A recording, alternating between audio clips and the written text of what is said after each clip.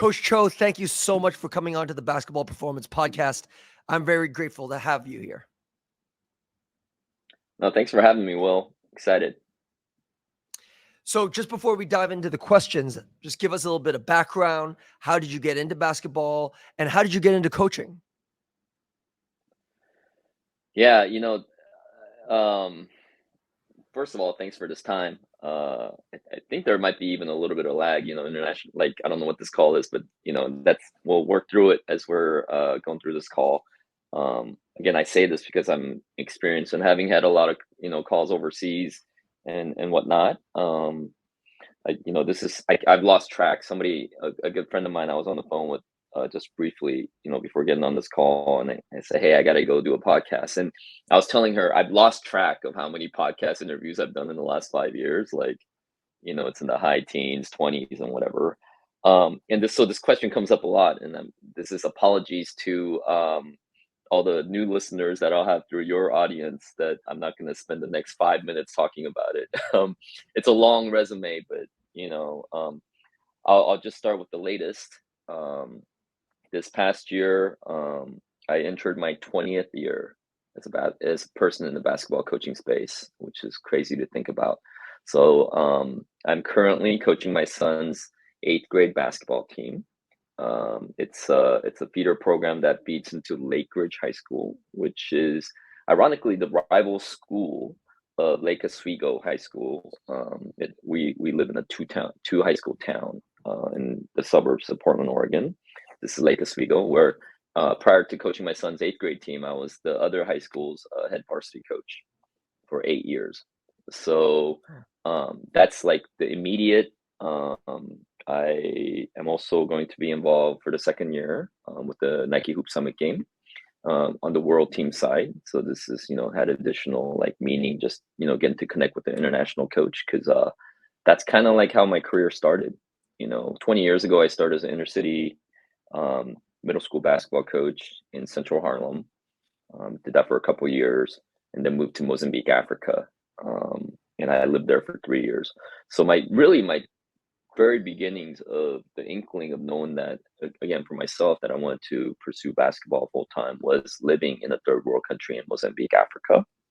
And so, yeah, I made this decision to kind of, try to be a bridge between, the basketball scene here in the States and the rest of the world, especially Asia.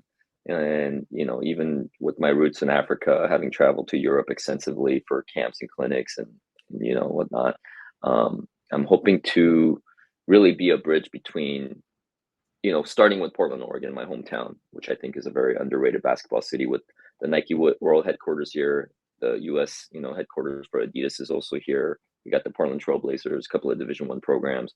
And so start here, water the grass where I'm standing in Portland, Oregon, and then, go from there. So you, as mentioned before, you worked with a wide range of levels, a wide range of ages, a wide range of cultures. When working with kids at the middle school, high school level, what are some of the things that you have to keep in mind, and how is it different or similar to working with, say, people at the NBA level or the college level that are a little bit more mature? What are some of the similarities and differences? It's funny because this past year, even more recently, I had a chance to spend about 2 months working with Keldon Blevins, who was on the Trailblazers roster. He's actually now playing overseas. And I say overseas, actually, he crossed the border north to Canada in the basketball league up there. And I had a chance to work with them, somebody who had been in the NBA for a couple of years, his cousin's Damian Lillard.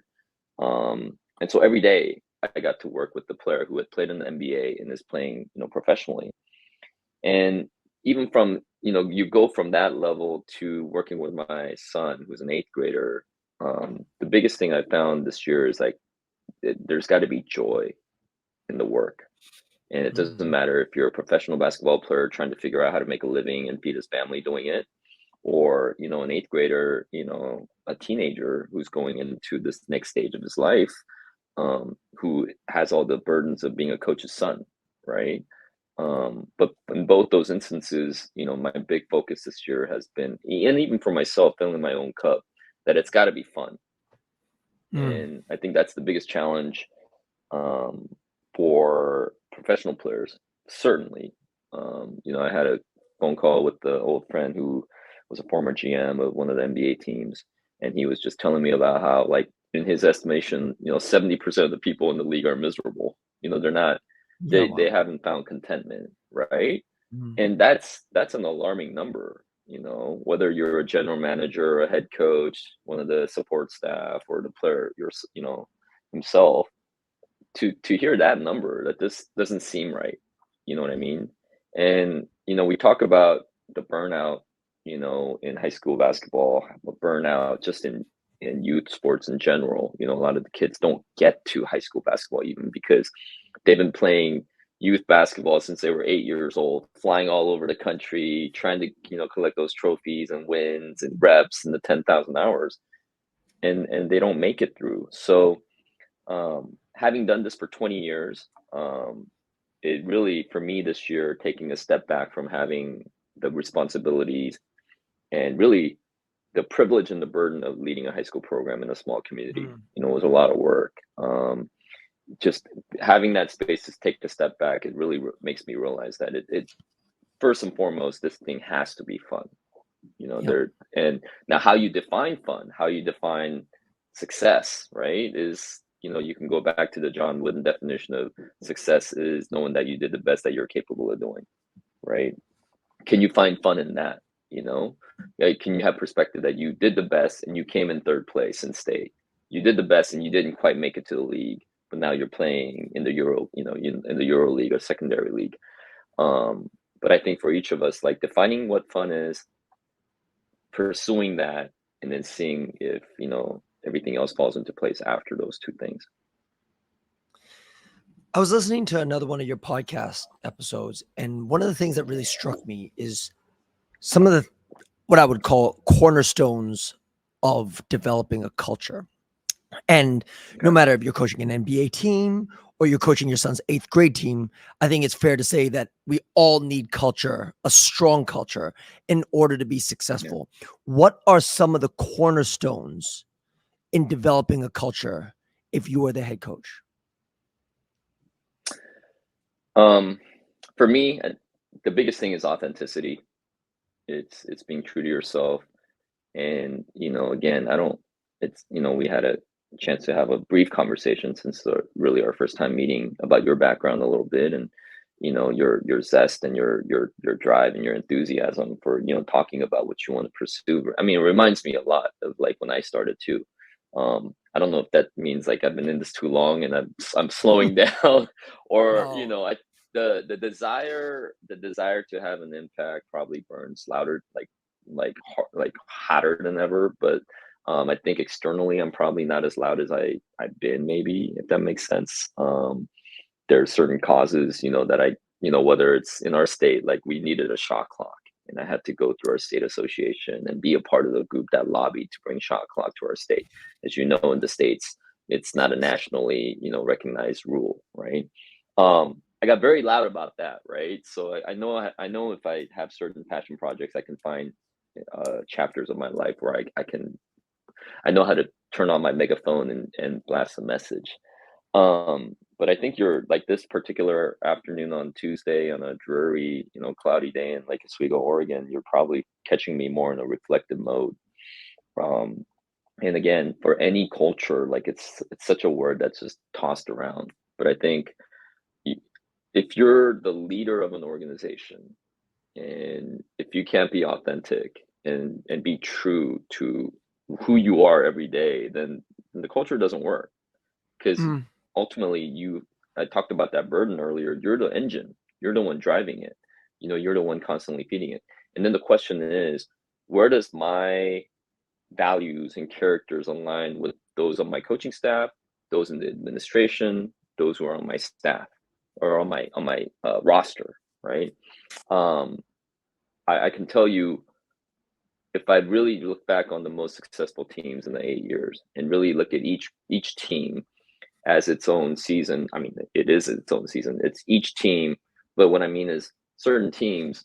I'd have a sophomore who played for me for 3 years, so that player actually, who he is and who is a product of his parents and the values that they've instilled on in him, right? He's a part of that culture for 3 years. Does that make Mhm. sense? So how can I align and find commonality with him and say, hey, like, I'm a Korean American immigrant. I grew up dirt poor. You're not that. You grew up rich and privileged, right? And it's the stereotype of what people see from, of Lake Oswego. Well, turns out his parents may have grown up just like me on free and reduced lunch. And those values, his my player, like, the parents never lost that.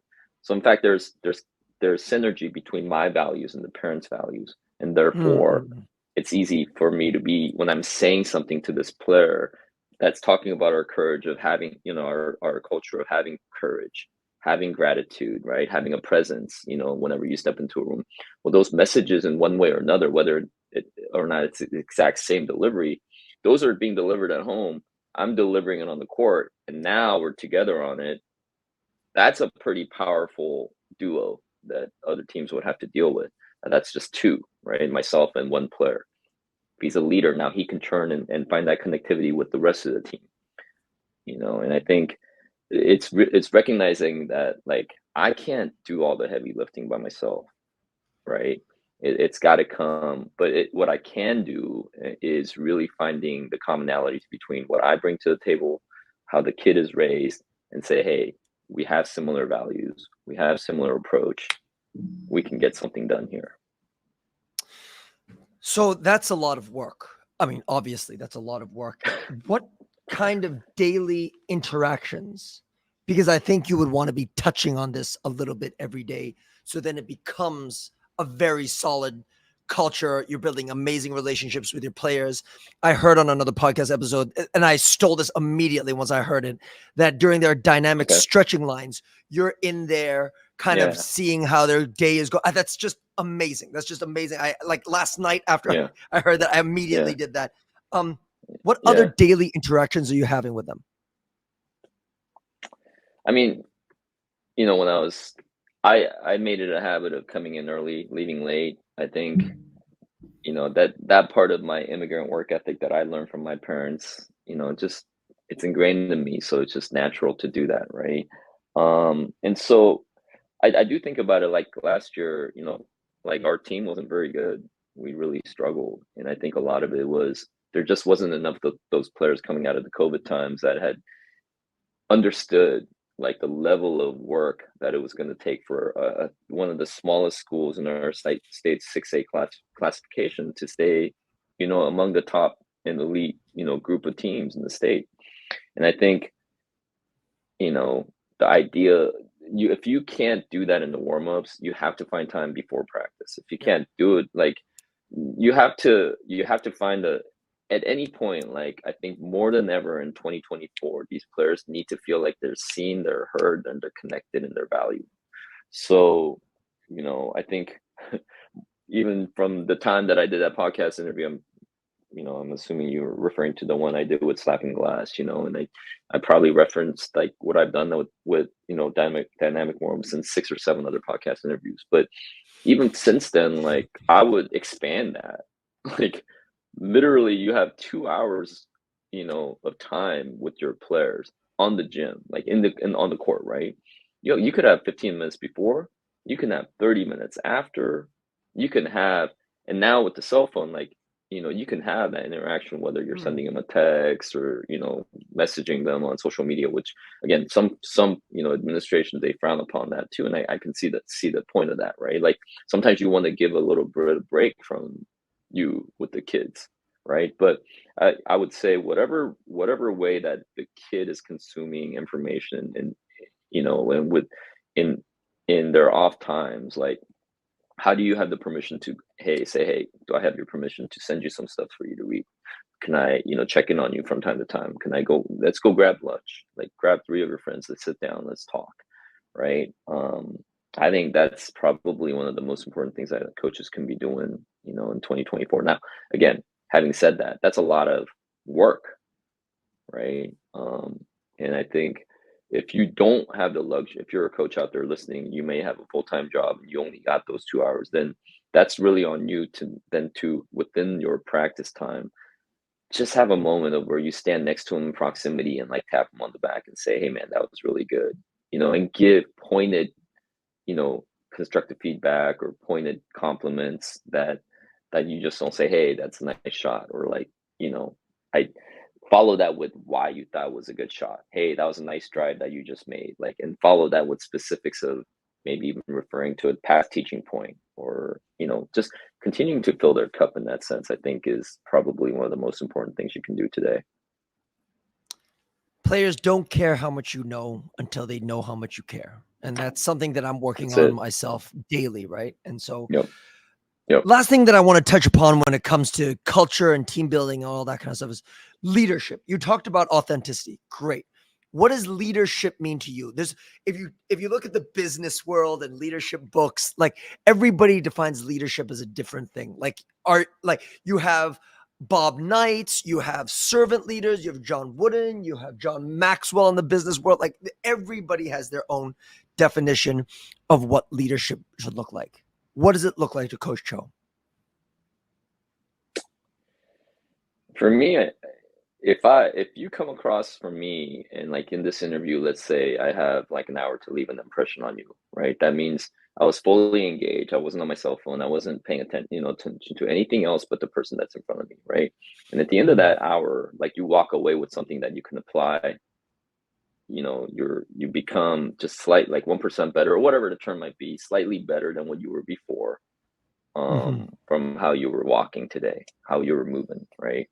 Um, to me, that's what leadership is. Like I've definitely been guilty of just talking, as we're doing now in this podcast. And who knows if they really like walk away and apply what I'm telling them. I think leadership is, for me, some of the most effective things that I've done involves not just changing the player, but because that player came and had an interaction with me, there's an ripple effect impact happening on their family, and hopefully I've done a good enough job that it's always positive. And there's been times where I raise my voice at a player and that ripple effect, like they go home and they take that negative energy with them, right? And you have to be careful as a coach, like that everything that you're delivering, they have to understand that it's coming from a place of love, right? A genuine concern for like how you want that person to succeed. But some of the best things I've ever done, like over the years, would be, I just heard this yesterday. I had lunch with the parent of a kid who came to my camp, and I want these repeat customers. Like, let's not like twist it. Like I'm competitive. Like if you come to my camp, I want you to come to the next one and the next one and so on. But the best thing that I've done is, whenever I, give a quote, right, like a mind candy from like Coach Showalter with USA Basketball, like, but I used to just give those mind candies and say, hey, go work on it, right? So again, like if it's a John Wooden quote, success is a peace of mind of knowing that you did the best that you're capable of being, right? Success takes three things. It takes time, it's hard to achieve, and never happens in a vacuum. Like we can go through these quotes for days on days on days, right? The best thing I did, sorry to be so long-winded, is I would give those mind candy and then I would challenge a kid to have a conversation with their parents, either at the dinner table or the car ride home. And have, like, for example, the car ride home could be like sometimes a post game. Like those are the some of the worst rides that a young player can have, right? Well, equip that player with the nugget for them to take initiative in the conversation. It could be, so at camp, like I had a kid who lost on the game winning, buzzer, right? And the parent like saw it at the end. Like now, again, this dad has good perspective, so he wouldn't have been like in the car like yelling at the kid for taking a bad shot, right? But the kid got in this particular kid got in the car, and the dad said, hey, would you learn at Coach Cho's camp? And he gave one of our mind candies, right? He said, like you don't take, you don't, what is it? You miss, and I don't even remember the clue. It's the one where like you don't make any of the shots you don't take. Take your shot, Yeah, yeah. right? Essentially, I took my shot, right? You miss 100% of So the they had, shots you don't take. yeah, that quote, yeah, just of course, long afternoon, yeah. So that quote, somebody just said, hey, like my kid still talks about that quote, and that's like one of a million quotes I've given, right? So to me, it's like just a passing moment, right? But the kid got in and said, first of all, he said, "Dad, thank you for bringing me to this camp. I really appreciate you driving me around all over town." Because I left them with that, like, hey, when you get in the car, make sure you show gratitude for somebody who brought you. And the dad was just like blown away. He just, of all the camps that the kid had been going to, he had never like had his like 12-year-old sit on the shotgun ride and like thank him. So he was just blown away. And then he said, like I heard this quote today, and then they like proceeded to have a conversation, like a preteen boy and their dad on the ride home. That doesn't happen every day. And so No. what I really realized is like, wow, not only can I impact a kid, but again, I keep coming back to this, especially after having been away. The parents are with them all the time. If if they don't if I don't find a way to connect to the message that I'm delivering in the gym and say, hey, we're all on the same page for your child, and that buy-in comes from the parent, now you're just twice as powerful, right? Yes. And it used to be that, my first few years, the best teams that I had a situation where parents just kind of let me be. Coach, we completely trust you and just do what you got to do with our son, right? And I think even coming out of COVID, I think a lot of us parents are like, no, like I got to protect my child. Like I'm not completely just going to trust you as a coach with my child. Like I'm going to need to know what you're doing. And I think that was an adjustment for me. Like, no, I've always done it this way. I've had success. I have testimonials that say like I've had positive impact on my players. But it was another layer to say like, well, why should I send my kid to your team, to your camp, to your clinics, right? And it really like it forced me to think about what happens when the kid goes home after they've been in my practice for 2 hours, and what are the conversations that are being had. And if I do have a captive audience of young people who I can, whether I cajole, inspire, or at times bribe, right? Like, hey, if you had that conversation with your parent and you tell me about it the next morning, you get a prize, right? Like, I'm not above that. Like, I'll do that if that means that they're going home and having these meaningful conversations. I'm gonna do it. So I think it's just again, it's when you're coaching in 2024, you can look at the parent involvements and look at it as a burden, or you can look at it as opportunity. And I think the best are always looking for ways to turn something that may be a burden into opportunities for growth and success. Yeah, that's very good. That's a very, very good perspective. I'm going to start adopting that as well because it can be challenging at times. So since you coach so much at the high school level in Oregon and outside as well, what are some of the things that you want your players to have skill wise from a technical and tactical perspective before they go off to college?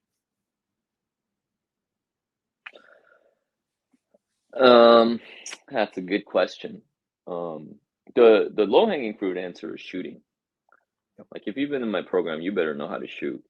And Yep. I say that, and I'm frustrated because that's a hard puzzle, piece to solve. I have two players right now, one on the East Coast, one on the West Coast, who are playing at various levels, Division One, Division Three, and when they were with us, you know, they were pretty good shooters, right? And they went off to college. This is not me knocking on the programs that they're at, but somewhere along the lines, like they've forgotten how to shoot, or like they got no, like whether it's confidence, and some of it's definitely like you can be the man in your high school program and you can go from shooting 12, 14 times a game to like you become a role player and maybe you're shooting 3 or 4 times, but other times, like, I have one particular player who like he has the green light to shoot. He just won't shoot. And it's a lot of it is like, if you're at a D3 and it's an academically like rigorous school, like you might not be putting in the reps that you're normally able to get, on a lighter schedule. So maybe the player doesn't feel as confident to take shots that, their own coaching staff today is asking them to do. So that's been really like, to be honest with you, really humbling. Like, wow, like I take pride in like sending my players up to the next level and they're struggling to shoot. What's that about? And I think that's why, like, when I did run the program, I made it as much of a priority as possible that in the off seasons our players would come back and work out with us, right? And be reminded of the success that they had when they were with us, and see how they can propel, when they go back to their own teams, respective teams. So some of those basic things, like you have to be able to shoot. I think the harder thing is, you have to cultivate players who enjoy, and again, we keep coming back to this word fun, who find joy and fun in working in their game. Like those are the ones at the next level. No matter what challenges that come up their way, they're gonna find their answers in the gym. That's the beauty of the game that you and I, spend so much time on. There's no shortcuts. You got to spend time in the gym. You know, Damian Lillard is just coming back for his return game against the Portland Trailblazers, representing the Bucks tomorrow night. You know, in his off season, we had the good fortune at Lake Oswego High School. Phil Beckner, his trainer, was a good friend of mine, and so Dame would come in and train. And I think about somebody like that who in the off season doesn't play pickup basketball.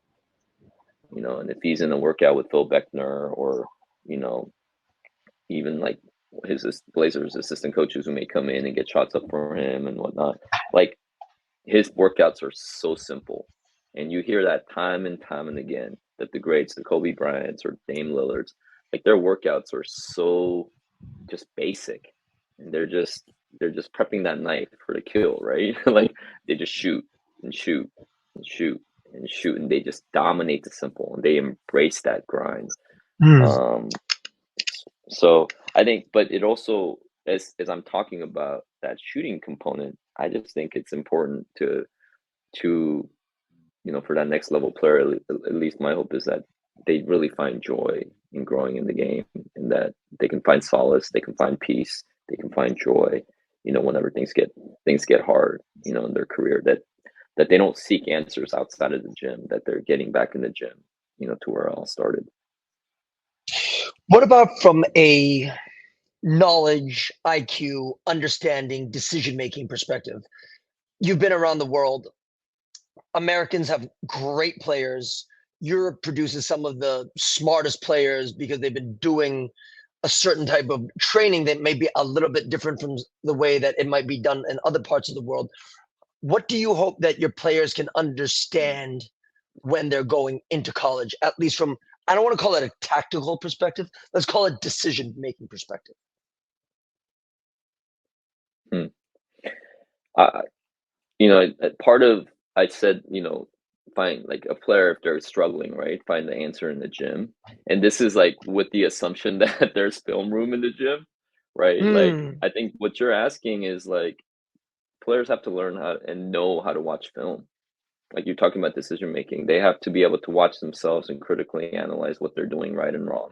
I think they have to consume basketballs of all levels, but in particular, whatever level they're playing in, I think they have to watch a lot of basketball, right? And active basketball watching, right? So, last night I had my eighth graders, and this is, probably goes against every like pedagogical like, theory. And now I'm guilty of this. I was a school teacher for 12 years, teaching middle school mathematics. Um, but I've been out of the classroom on a regular basis for the last 10 years. But I held a film session for 45 minutes, which is like you shouldn't be doing that. It took about and the whole entire session took about 50 minutes. I had them bring a notebook, I had them taking notes. I had them, every 15 minutes get up from where they're sitting, change seats. I was cracking jokes, I was trying to be engaging as much as possible.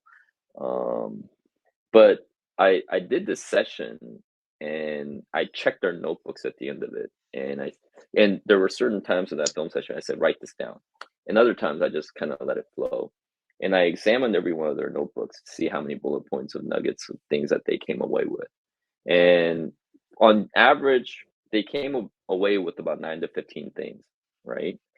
And you're talking about a group that's probably never had a film session before. And and I was reading the room. If I saw that they were dozing off 20 minutes into it, then I was going to scrap it, right? But these young kids, they have a healthy sense of fear of their coach, who again, I have the resume, right? So it's a captive audience, right? And so 45 minutes went like that, right? And I knew that my hope is that, and I promised them as well, like, hey, the future film sessions, now that we set the tone, I'm going to keep it to 10 to 15 minutes, and then we'll work on some of the things that we're showing you. But they had two heartbreaking losses, and a lot of what they were saying in the post game was just so off from the truth. And this is typical 13, 14-year-old behavior. They overlooked their opponent. They didn't respect their opponent. After the game, one of the kids was saying, who is, like, tell me what's the name of the team that you coach, like in Hong Kong? Gold team. Do you have a team? Huh? What's it called? The gold team. Gold team. The gold team, right? Gold team. Who is gold team? Who are they? They can't beat us. How'd they beat us? Right? Like, this kid was just like going off. And I went up to him. I said, do you know the history of the gold team? Do you know their coach? Do you know what they've accomplished? You don't know any of it. You didn't respect them when you started, right?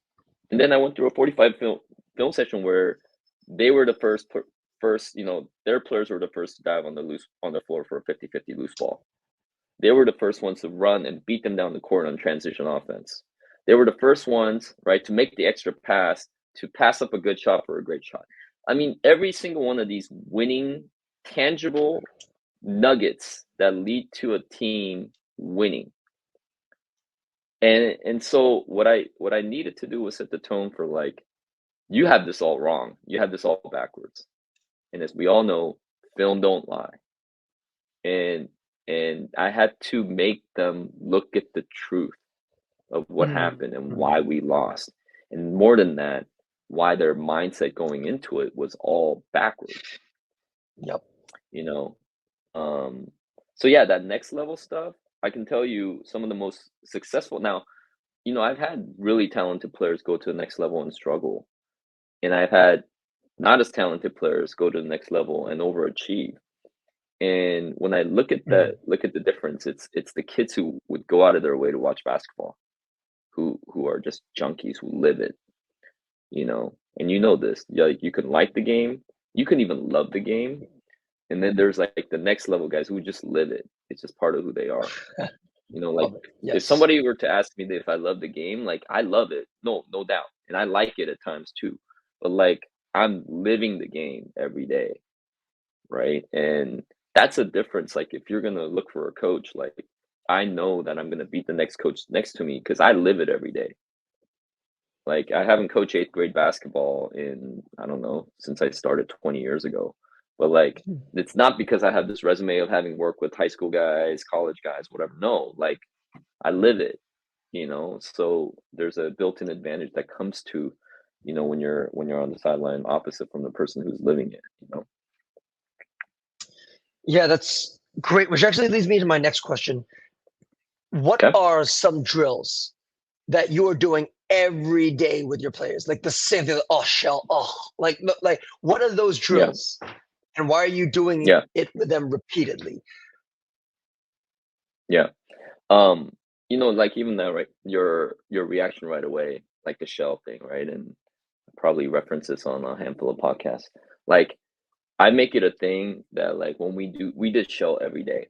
I my first training of really becoming a coach and being molded as a coach, I come from the Mike Jones uh coaching tree. Mike Jones, who is now, assistant coach at University of Maryland. The year before last year, he was the associate head coach at Virginia Tech, and he was at DeMatha Catholic for 18 years after taking over for Morgan Wooten. So, like, I never got to play for Coach Wooten, and I never got to work on the staff. But I'd say, hey, transitive property. I work for Mike Jones. I come from his tree. He comes from the Morgan Wooten tree. I come from the Morgan Wooten tree of a coach of basketball coaching, Hall of Fame high school coach at DeMatha Catholic.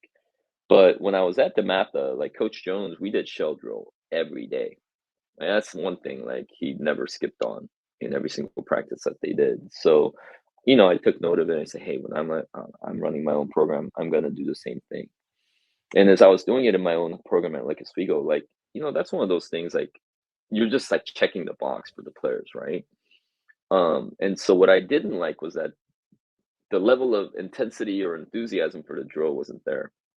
And as we approached our second and third years, we were turning the program around. one of the things I can attribute to our success is that like I sold that. Like you have to be a salesman as a coach, right? I sold that to the guys better than anything I did. Like we get to do shell, and I don't care if you don't feel like doing it. We like have to cheer and like scream and like pump our fist and like yeah, like we get to do shell like and it could be at the first quarter of practice, it could be the fourth quarter, the last 30 minutes of practice. But when we got to shell, because I told them like with conviction, like this is what helps us win games. This is our separator. This is what we do, right? And I just sold it. Like I every day I would hammer that home, and we got and that's it would be the most intense part of practice for the most part when we were really locked in, right? Um, and so shell drill, like for sure, like whether that's like your basic where we call it the Fogler, where you pass the corner and you have to, the player on defense has to jump to the ball and make sure they're not getting face cut, right? Weak side rotations, you help the helper if you have an advantage, disadvantage, and you're moving the ball around and the coach says drive.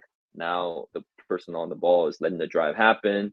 The offensive player takes it into the paint, takes the ball, hits the defensive player who made the rotation, take the charge, hit him on the chest, sell the charge, pass out of it. Now we're playing live, right? Like adding layers and elements to it too, so that you don't get bored. We would do shell drill with cutthroat elements. Cutthroat drill from Snow Valley, basketball school, USA basketball with our junior national team coach Showalter, brought the cutthroat drill. We did that every mini camp. And so you can also mix it up that way so that it doesn't become stale. But on the defensive end, we would work on that a lot. And within that, we would teach our hand placement, our closeout techniques, our box out, reps and all of that. On the offensive end, I think, I say this often, especially for young players, especially for, players in places such as Hong Kong or in Mozambique, where maybe basketball and overall isn't as advanced as some of these other countries. We would do, what we call dribble pivot series. And that's like what the old John Wooden line drills. You get lines of, kids of 3 or 4, take a couple of dribbles up from the line. You could do a forward pivot pass, reverse pivot pass, fake pass, and just build it out, but we would really teach guys how to do 180-degree, pivot on a forward pivot, reverse pivot. Hey, what does it look like when you're making a 90-degree pivot, and so just working on those footwork reps consistently. What you can go from the line drills or dribble pivot series is right into what we call box drill. It's something I picked up from Snow Valley Basketball School again. Tate's Lock, who was actually the coach who hired Bob Knight, who most, recently passed away. Tate's Lock was the head coach at Army when Bob Knight was his assistant, but he would, come to the Snow Valley camp and teach us, box drill, which is a series of layups that you can make off, you roll it to yourself, you spin it to yourself, you catch it at the elbow, and you're either using a forward pivot or reverse pivot and doing a different variety of finishes and jump shots. So box drill, dribble pivot series, shell. I mean, those are 3 things that we probably did on a consistent basis for 8 years. I love this because I love talking to different coaches with different perspectives. And you get a lot of coaches, decision-making, skill acquisition, all that, like you just mentioned, nonlinear, pedagogy and mode learning, all that kind of stuff. That is kind of the basis of what we do. But there's just something when you talk about shell drill, like the line drills, all these kind of things. It's a reminder, kind of like a reminder every single day. We're going to put that in, right? And if you're very, very young, this could very well be your workout, right? But for even elite guys, just touching in on it every single day, so it becomes part of your repertoire, is something that I feel like is so imperative. Like you just mentioned, Kobe, Dame, all these guys, they go into workout and it's so simple, right? It's super, super simple. I just wrote that down. You said dominate the simple. And that's something I'm always going to remember. But like these drills, like I just mentioned, is imperative. One more thing I wanted to also touch base with you on this is, what about like intensity drills? Like you just mentioned that your 8th graders, they weren't the first ones down. They got beat down the floor they weren't getting on the floor. And I want to be honest with you because I want to see if this is something that you see. I coach Asian girls, which could be a little bit of a difference. So in our culture, girls are not, it's frowned upon if girls are physically aggressive in our part of the world. And so Sure. I'm working on a daily basis, rolling the balls out, them diving on the floor. And in the beginning, they're basically running in a squatted position, like they can't get onto the floor. Do you know what I'm saying? But now it's a lot better. Yeah. Boxing up, going for the ball. What are things that you're working on every day to bring that intensity and energy before or after practice, wherever you see fit? Yeah. That's a tough one. I think it's that part of it, I think it does come with the coach, you know? I've heard, you know, even like my friend Phil say this, like as a coach, and trust me, like I grew up playing basketball in the United States in the late 80s, early 90s. Like every high school coach, I feel like had a Bob Knight book on his, you know, bookshelf, and that's the coach that they idolized. There was a certain era of basketball where that was celebrated, that coaching style was celebrated. And of course, like fast forward 30 years, and I'm a head coach at Lake Oswego High School. That's not how kids in 2024 would respond. Yep. So what you're saying about whether that's culturally, like for Asian girls in Hong Kong, to like what I have in the suburbs of Portland, Oregon, I think, and across the country here, like how you get that out of your players is a very delicate dance, especially in this day and age. But you know, my friend Phil Beckner would say this sometimes, like the players have to have a healthy dose of fear of you. I think, you know, your challenge is very different than mine. I do think I have teenage boys. You know, if I raise my voice and whatever intense hat that I put on for that day, like I can get it out of them for 10, 15 minutes.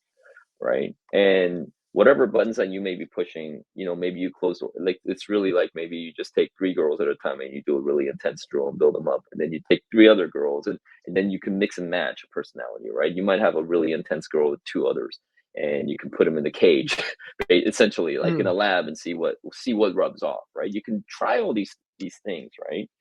Ultimately, it's just got to be the player. Not everybody's gonna be Draymond Green, right? So again, just like we did earlier in the interview, like you have to define what fun is. So the same thing, you have to define what intensity looks like, right? There's like even in this interview, you and I are both intense personalities, but like you're very animated as you're speaking, and I can be that too, but right, like I'm not, right? Like this is my natural state of talking, right? When I do get intense, it's you know oftentimes as teachers, like we're putting on a show, right? I said this again, like I had to be a salesman more than anything, like in those early years, right? And once I had them bought in, now I could be something else. I could morph into something else as you're becoming a, you know, in a place of winning culture, and then you build your staff, and other guys can have those roles. And so I think it's the same thing for you. You know, maybe and it could even be the puzzle could be like you're a male coach, and they don't want to do that in front of you, maybe, right? Turns out you need a female coach who's super intense and they can see another woman doing it, right? And like you spoke about earlier, like the representation piece of it. Somebody who looks like you, who's playing a certain way, and it clicks on the girl, like it didn't matter everything you were saying as an Asian male, like, and you sit back and you go, whoa, that's all it took, you know? That would happen with me sometimes. Like as I got older, which was just like a shock to me and an adjustment from going from being 40 years old when I took over the job to 48, you know, 47 by the time I left. I've gotten older, and that gap of me in my mind thinking I'm the cool young coach, I'm not. I'm the scary head coach, right? So oftentimes the messaging that I had to deliver had to come through really good assistant coaches, right? Again, it reminds you of a mind candy. Success doesn't happen in a vacuum. You need good people around you. And so much of coaching today is about trying to figure out as a coach, you know, whether we're playing whack-a-mole for the answer or we're pushing a bunch of buttons or we're trying to plug the holes in the dam of the water that's coming at us. Like, you know, I think there's multiple ways of like finding that solution. But as a coach, setting that culture, you know, trying to get your team to the next level, I think you have to remain curious and constantly be looking for solutions, you know, that might be a blind spot to you. one of the last questions we have, because I mean, you've just been so amazing with your time, and we're so grateful. I want you to talk a little bit because a lot of our listeners are here in Asia, and it might make them very curious what it is like to be an Asian coach in the United States who's had so much success, and so many people look up to you on this side of the world. Tell us a little bit about that. What are some of the good parts? What are some of the struggles? We want to hear. I mean, and I don't want to take up too much time because I know you could probably talk about this Yeah, all day. But personally, yeah, I would love to hear it too. yeah. You know, when I look back at the fact that I stayed at Lake Oswego for 8 years, I mean, that was way longer than I would have ever imagined. And, you know, in some of those first few years when we were building the program, you know, I say this a lot. My first year, we were 11 and 14. Second year, we were 12 and 13. And by third year, we were 20 and 6. So year three, we had turned the corner. And subsequently, we won league for 3 straight years. And we were, you know, one of the top ranked teams in the state on a consistent basis. It really didn't dawn on me because I think when you live in the States and you know, the last thing you want to deal with an Asian American is like somebody playing the victim card or hey, like a Mm-mm. race card, even if you were to say. And I think just our reality in living in this country is that a lot of the racism that we confront are passive aggressive. Maybe they're not as in your face, right? We are the model minority. Like I have a college degree. I went to Columbia University for my master's. You know, like if somebody's just looking at my resume and saying, "Hey, like I want this man to coach my child," like I do have a leg up in that sense, right? I think it's just dealing with a lot of the implicit bias of never having seen an Asian American male on the sideline, like in our state, like that's rare, and especially leading a big name program. And so, what I was not fully prepared for was the level of questioning of my basketball acumen, for example, because it rubs two ways, right? So you know, I'm nearsighted, so I'm, you know, have my glasses off, but when I coach, I have my glasses on, right? And I look like I could be an academic or something. I could be a teacher, right? So on one hand, I've heard a lot of this. Oh man, Coach Cho, he really knows his X's and O's. Like he must really drop some amazing ATOs, and you know, his players always execute. Like in some ways, as an Asian American, I get more credit than I deserve. Because to me, I think my strength lies in, you know, personal relationships, building a connection with my players, and getting them to buy in that way. Right? I'm more of the culture guy than the X's and O's guys in my mind. And so, on one hand, as an Asian American coach, I found that I've gotten more higher level of compliments than maybe I deserved. On other hand, like I got a lot of questions on my X's and O's, like this guy doesn't know basketball, and I would be like, well, look at my resume, like I've done enough. I'm a constant learner. Like no, like you don't know me then. But when I would hear those people, then it was really an alarm bell went off and said, oh, this guy has an implicit bias on what I am, and there's nothing I'm Mm. going to be able to say or do that's going to change this person's mind, right? And I think for a lot of the coaches out there, I think that's my advice. Like, you're not going to please everybody. And I'm telling you this as culturally, as collectivist person that I am, having grown up in South Korea, lived there until I was 10 years old, that's probably one of the hardest adjustments, being a people pleaser, like being okay with knowing that not everybody's going to be on your fan club. Yes. Yes. That's just a reality. You know, I think the sooner you accept it, the easier it's going to be on yourself. But at the same time, like I'm competitive as heck, so I'm gonna I'm gonna try my best to win over those guys, the critics too. And I think, you know, once you start winning, you know, some of that also, right, solves a lot of those issues. Um, but yeah, I when I think about those lonely, hard early days where I'm questioning like, what am I doing here, right? And I had opportunities for other professional, you know, endeavors. I What really kept me in this job was like I'm not leaving until I to my standard of excellence, like I achieved that. And it was because I knew that I was the first that I couldn't leave until I've done that. So that the next Asian coach that some AD may be interviewing, there's an implicit bias that's positive towards that too. Like Lake Oswego hired that Korean American guy, like, and it worked out for them.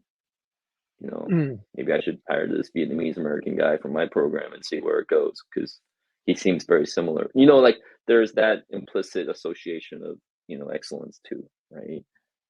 That's the blessing and the curse of being Asian American in this country.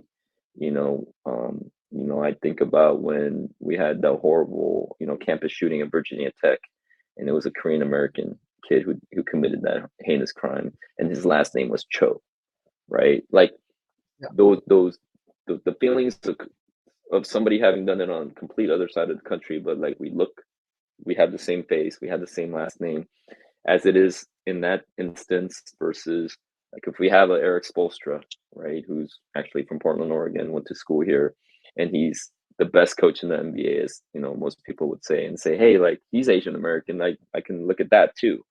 And I think that's our existence in this country, that when you are such a small percentage of the population, right, and it could go either way. But for me, understanding that reality, that there may be an Asian American basketball player or an Asian American coach that's coming up behind me, and they can point to me and say, like, that guy did it with class, did it with integrity, did it having fun.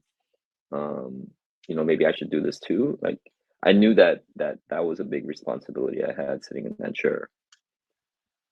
Amazing. Well, Coach, thank you so much for the time that you spent with us. This was awesome. I've written a bunch of notes down, and I've learned a lot. And I look forward to continuing our relationship and continue to learn from you, because, again, like, there's a lot of people on this side of the world that look up to you greatly, and I'm definitely one of them.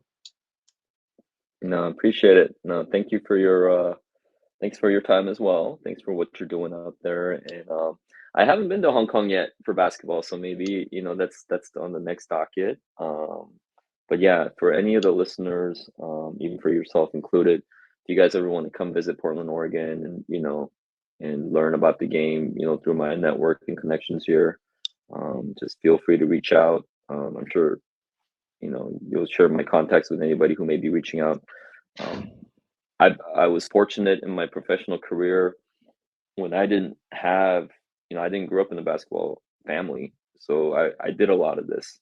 I did a lot of cold calling and asking people if I can come watch their practice, or if I can steal 30 minutes of their time.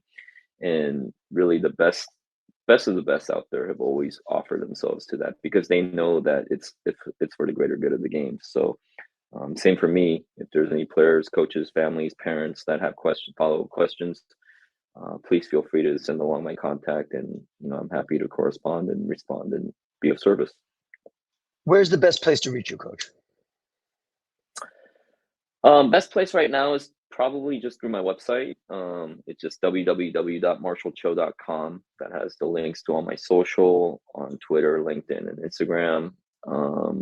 That there's a contact info where you can email in your questions or contacts, and you can kind of read up on my bio and see what I've been up to since starting this new chapter. Great. Well, best of luck with the new chapter. I'm sure you'll do great, and we all are cheering for you, and we'll be watching. Thanks so much. Appreciate it.